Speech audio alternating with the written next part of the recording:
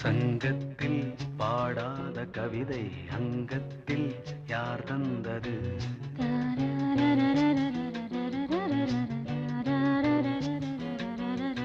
சந்தத்தில் மாறாத நடையொடு என் முன்னே யார் வந்தது?